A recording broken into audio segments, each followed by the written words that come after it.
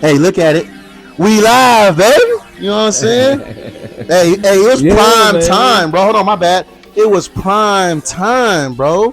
Thursday night football, baby. Come on, dog. TNF. Yeah, bro, and we came out with the dub with your boy, and I decided he's not Millsbury no more. What? He can't be Millsbury. Come no on, more. bro. I was riding with Millsbury. No, he is Mills Mafia now. He is Mafia Mills. Mafia Mills, dog. I'm gonna say 3 words, all right, and I'm gonna say them 3 times: defense, and more defense, bro. Dog, yeah. bro. Did you see how many sacks we had?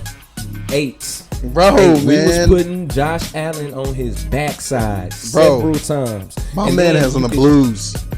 And you could really tell the damage that they did to him because the part of the game that I caught last night was the end of the game where it was 4th and 1. They eventually had a penalty that pushed them back, but it was 4th down, and he had an opportunity to score and win the game. And he heard them footsteps coming. He heard them coming to get their 9th sack, and he threw that thing in the air, and Bullock picked it off. My man's gonna have nightmares about Texas defensive line for a couple weeks, my guy. that had everything to do with the Texans defensive front, bro. It's crazy. Man. It's gonna be a whole bunch of talk about how good the guys were on the defensive front. But what I saw last night, and I had to review this game this morning. What I saw in this game was that we had a level of, what's the word I'm looking for? Complementary play. Complementary play is typically...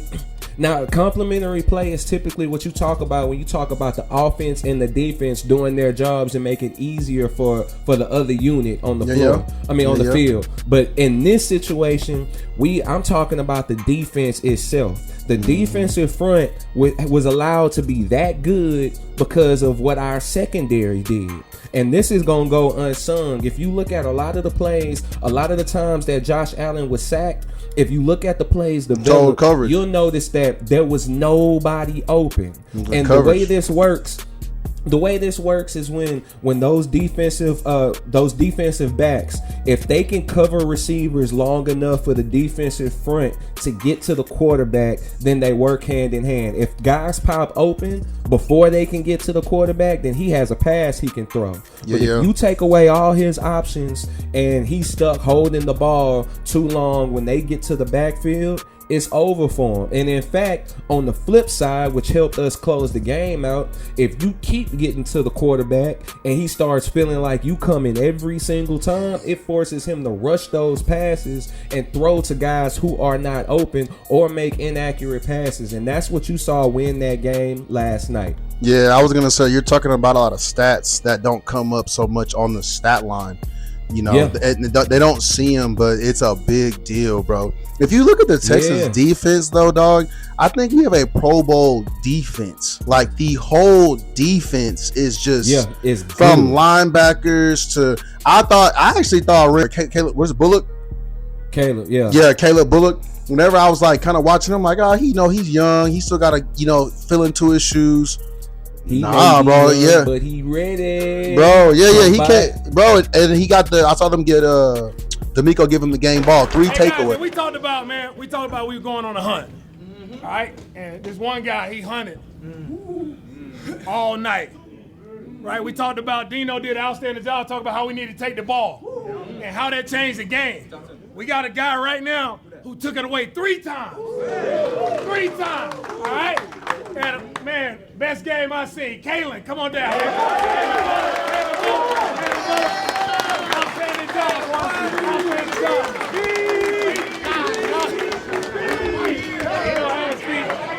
Hey, man, we were +3 in the turnover battle. You took 3, man. It doesn't get any better than that, man. Way to show up, way to show out, way to show the world what the Houston Texans football is all about. Oh, 3 takeaways. One of those, bro, that should have been that was to the crib, bro.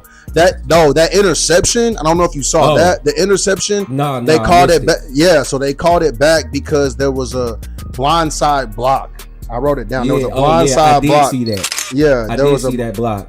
There was a blindside block, and which I don't even think he needed to do, bro. Like, he didn't. Bullock already had him on. He already had homie on skates, and all he had to do was just go into the end zone. He had like 2 or 3 blockers in front of him at that point, so you didn't need to attack the guy from behind. But that's neither here nor there. Several mistakes was made yesterday. What really needs to be talked about is at this point in the season, you're going to start hearing a whole bunch of talk about whether or not CJ should even be inserted back into the starting lineup. I'm glad you said it. Stop it.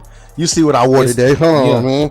You see what I got on. I just want to make sure y'all know, bro. It ain't just day. Yeah. Millsbury held it down for 3 weeks. My bad. Mills Mafia. But, look, bro. He's not going nowhere, bro. He's not going nowhere. Yeah. But proceed. I took the liberty of searching for a reason why, though. And when you look back at these games, it's really just not highly impressive numbers. They're pretty good numbers. They're decent numbers. The game he won last night, call it what it is. Civilian numbers. Those are pedestrian points.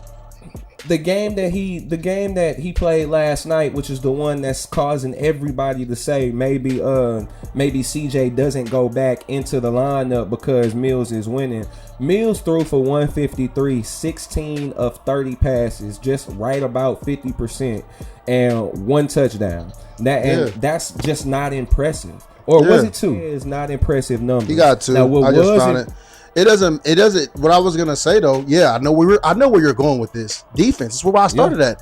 Defense. Defense has been carrying them the whole time. Now, when it comes to the offensive line, if you'll notice, this was another game where our quarterback Mills didn't get sacked not one time last night. Yeah, and boy. That happens. Look, where they at? Don't understand. Where are they at? The people that was talking about this offensive line, bro. Where are they at, bro? Where are they at? Come get in the comments on this.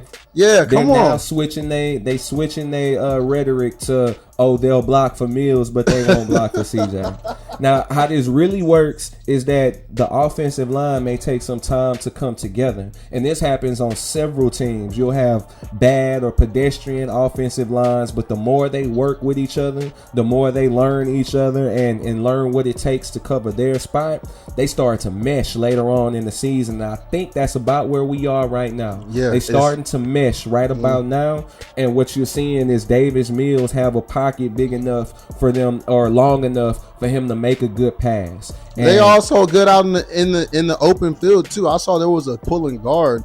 He came out with my boy Jaquavius, because it was that time I need to bring up my boy, because that's my guy, bro. Hey, he only had 16 carries this time. You know what I'm saying? But he had 74 yards. That's what we need. We can tell he is getting a bulk of these carries over Nick Chubb. I messed up and took the under on him because I did not see him going for 70. I could have told you that, bro. Everybody had us down and out on this one, bro. Everybody I talked to was like, go ahead and take that L. Y'all about to lose. And what's crazy is I was more excited about this game than last game, because I was like, now that I kind of got a little taste of Millsbury and settled in. Mills Mafia, I'm sorry, bro.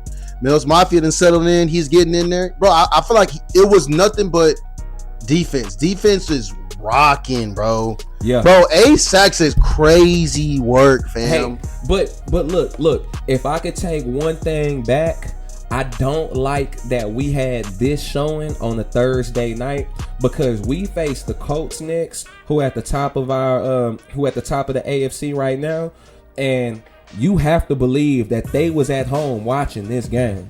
Everybody saw, because we was prime time, no other football to watch. So they watched this game last night. Kansas City, who we got after them, was watching this game. And you gotta hope, or you gotta assume, that they gonna have better plans for what our defense brings than what the Bills did. The Bills thought they could put Will Anderson in one-on-one coverage, like against a lineman, and that turned out to be false. It blew up in their face. Now, if the Indianapolis Colts do that, they gonna have the same problems. But you have to think, because this was a Thursday night game, they wasn't playing, it was the only game on.